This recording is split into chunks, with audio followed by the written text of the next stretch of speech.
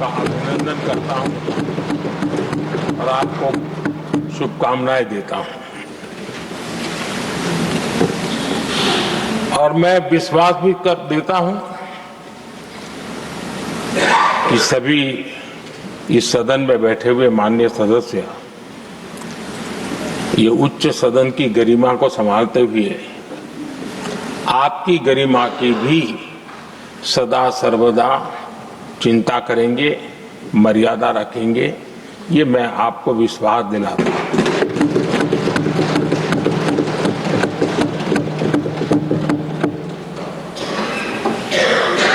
हमारे सभापति जी एक सामान्य परिवार से आ रहे हैं, किसान परिवार से निकले हैं और पूरा जीवन समाज सेवा के लिए समर्पित किया है। समाज सेवा ये उनकी निरंतरता रही है। राजनीतिक क्षेत्र उसका एक पहलू रहा है, लेकिन मुख्य धारा समाज सेवा की रही है। समाज के प्रति समर्पित होकर के जितना कुछ अपने युवा काल से लेकर अब तक वो करते आए हैं, करते रहे हैं, वो हम सभी समाज सेवा के प्रति रुचि रखने वाले लोगों के लिए एक प्रेरणा है, एक मार्गदर्शन है। सामान्य परिवार से, सामान्य समाज से, सामान्य राजनीतिक जहां अलग अलग करवट बदलती रही है, उसके बावजूद भी आपका यहां तक पहुंचना, हम सबका मार्गदर्शन प्राप्त होना, ये भारत के लोकतंत्र की सबसे बड़ी ताकत है।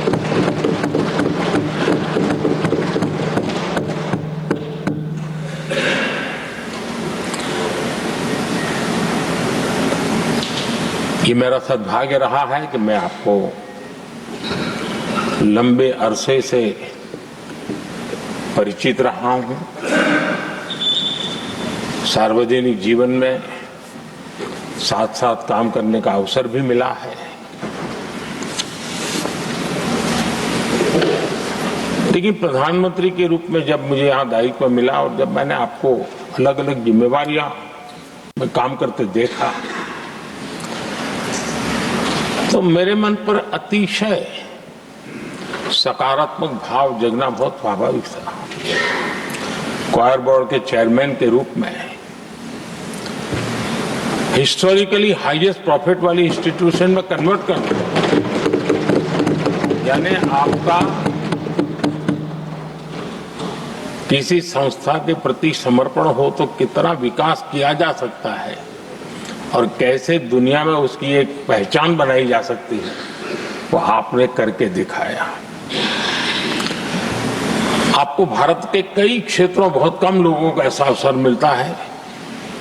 आप झारखंड में, महाराष्ट्र में, तेलंगाना में, पुडुचेरी में राज्यपाल, लेफ्टिनेंट गवर्नर अलग अलग दायित्व संभालते रहे और मैं देखता था कि झारखंड में तो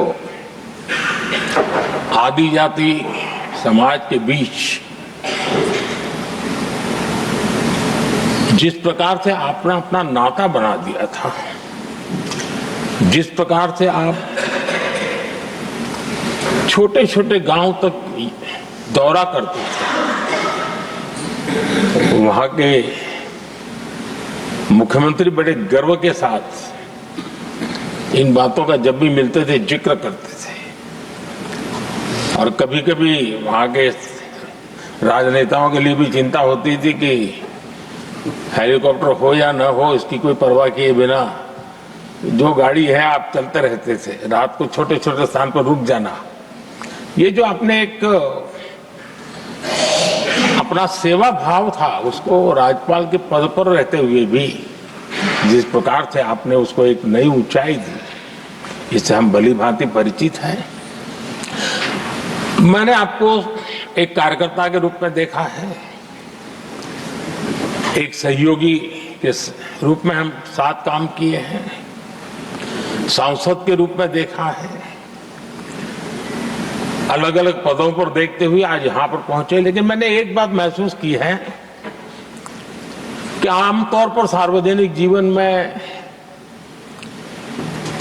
पद पर पहुंचने के बाद कभी लोग पद का भार अनुभव करते हैं और कभी कभी प्रोटोकॉल में दब जाते हैं। लेकिन मैंने देखा है कि आपको और प्रोटोकॉल का कोई नाता ही नहीं रहा है, आप प्रोटोकॉल के परे रहे। और मैं समझता हूं सार्वजनिक जीवन में प्रोटोकॉल से मुक्त जीवन की एक ताकत होती है और वो ताकत हम हमेशा आप में अनुभव करते रहे हैं और ये हमारे लिए गर्व का विषय है। आदरणीय सभापति जी, आपके व्यक्तित्व में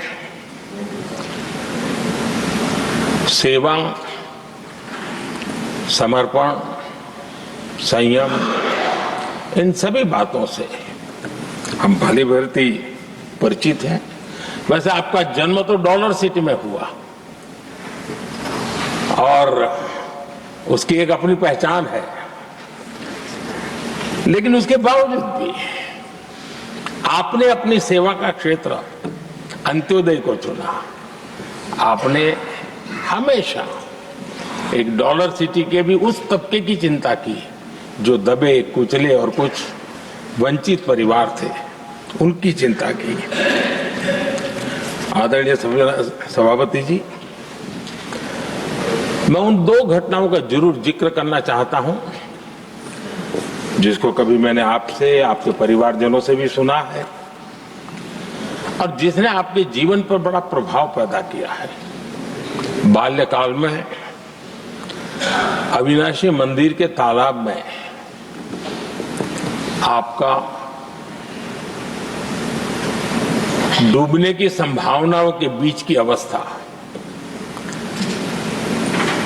आपके लिए हमेशा रहा है कि मैं तो डूब रहा था, किसने बचाया, कैसे बचाया पता नहीं, मैं बच गया। और ईश्वर ने कुछ आप पर कृपा की, इस प्रकार का भाव आपके परिवार के लोग हमेशा बताते हैं। और दूसरा जो हम सब बहुत बारीकी से जानते हैं, जब कोयम्बतूर में लाल कृष्ण आडवाणी जी का यात्रा होने वाली थी, उसके कुछ समय पहले एक भयानक बम ब्लास्ट हुआ, शायद 60-70 लोग मारे गए। भयंकर बम ब्लास्ट था और उस समय आप बाल बाल बच गए थे। इन दोनों में जब आप ईश्वरीय शक्ति का संकेत देखते हुए अपने आप को समाज के प्रति अधिक समर्पित भाव से काम करने की जो आपने वजह के रूप में उसको कन्वर्ट किया, ये अपने आप में एक सकारात्मक सोच से बना हुआ जीवन का प्रतिबिंब है। आदरणीय सभापति जी, जो एक बात मैं जानता नहीं था लेकिन अभी मुझे पता चला, आप शायद अभी उपराष्ट्रपति बनने के बाद काशी गए थे और आपका काशी का दौरा था, तो एक सांसद के नाते स्वाभाविक रूप से मेरा मन वहां सब कुछ ठीक ठाक हो ही रहता है। लेकिन आपने वहां एक बात बताई जो मैंने सुनी, मुझे मेरे लिए नई बात थी। आपने वहां कहा कि आप वैसे तो नॉनवेज के आदी थे, लेकिन जब पहली बार आप काशी गए थे जीवन में और काशी में पूजा वगैरह की, माँ गंगा को अपने आशीर्वाद प्राप्त किया माँ गंगा से, और पता नहीं आपके भीतर एक संकल्प जगा और उस दिन से आपने तय किया कि आप अब नॉनवेज नहीं खाएंगे। अब ये कोई न कोई सात्विक भाव, कोई नॉनवेज खाने वाले बुरे हैं ऐसा मैं नहीं कह रहा हूं लेकिन आपके मन में काशी की धरती पर विचार आया, तो एक सांसद के नाते मेरे लिए भी एक स्मरण रखने वाली एक घटना के रूप में मैं उसको हमेशा याद रखूंगा। भीतर कोई न कोई आध्यात्मिक भाव जो इस प्रकार की दिशा में ले जाने की प्रेरणा देता है। आदरणीय सभापति जी, छात्र जीवन से आपकी नेतृत्व सामर्थ्य रहा है। आज राष्ट्रीय नेतृत्व की दिशा में आप हम सब का मार्गदर्शन करने के लिए यहाँ विराजमान है। यह हम सब के लिए गर्व का विषय है।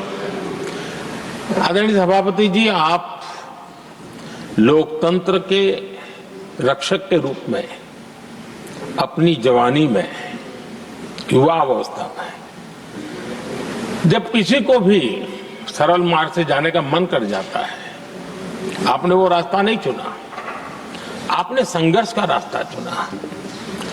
लोकतंत्र पर आए हुए संकट के सामने मुकाबला करने का रास्ता चुना और आपने आपातकाल में एक लोकतंत्र के सिपाही की तरह जिस प्रकार से लड़ाई लड़ी, साधनों की सीमाएं थी, मर्यादाएं थी, लेकिन जज्बा कुछ और ही था। और वह उस क्षेत्र के सभी, उस सब पीढ़ी के नौजवान आज भी इमरजेंसी के खिलाफ की आपकी जो लड़ाई थी, लोकतंत्र के लिए आपका संघर्ष था, उसमें आपने जन जागृति के जो विविध कार्यक्रमों को अपनाया था, लोगों को जिस प्रकार से आप प्रेरित करते थे, वे हमेशा हमेशा के लिए लोकतंत्र प्रेमियों के लिए एक प्रेरणा देने वाली घटना रही। आप एक अच्छे संगठक रहे हैं, मैं भली भांति जानता हूं। आपने संगठन में जो भी दायित्व संभालने का अवसर आया, आपने उस जिम्मेवारी को चार चांद लगा दिए, अपने परिश्रम से लगा दिए। आपने हमेशा सबको जोड़ने का प्रयास किया, नए विचारों को स्वीकार करने का प्रयास किया, नई पीढ़ी को अवसर देने का प्रयास किया। ये हमेशा संगठन में आपके कार्य की विशारत रही। कोयम्बतूर की जनता ने आपको सांसद के रूप में यहां सेवा करने के लिए भेजा और तब भी आपने सदन में रहते हुए हमेशा उस क्षेत्र के विकास के लिए अपनी बातों को बड़ी प्रमुखता से लोगों के सामने रखा, सदन के सामने रखा। ये आपका लंबा अनुभव सदन में सभापति के रूप में और राष्ट्र में उपराष्ट्रपति के रूप में बहुत ही प्रेरक रहेगा, हम सबको मार्गदर्शक रहेगा। और मुझे पूरा विश्वास है कि मेरी तरह इस सदन के सभी सदस्य इस गौरवपूर्ण पल को जिम्मेवारियों के साथ आगे बढ़ाएंगे। इसी भावना के साथ मेरी तरफ से, सदन की तरफ से आपको बहुत बहुत शुभकामनाएं देता हूं।